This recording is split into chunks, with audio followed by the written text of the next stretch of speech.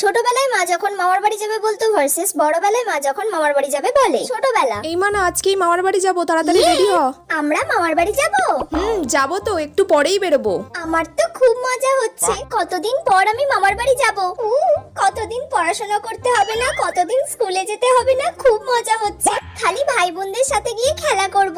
হ্যাঁ মা, তাড়াতাড়ি ব্যাগটা গুছিয়ে নাও।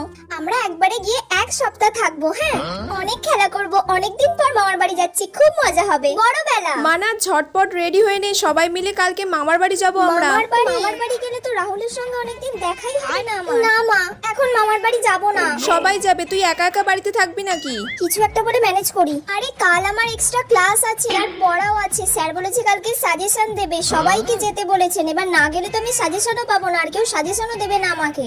তখন আমি কোথা থেকে সাজেশনটা পাবো? আর পরীক্ষাও সামনে চলে এসেছে। ঠিক আছে, তাহলে তুই থাক, আমরা যাচ্ছি। তুমি যাও, ঘুরে এসো।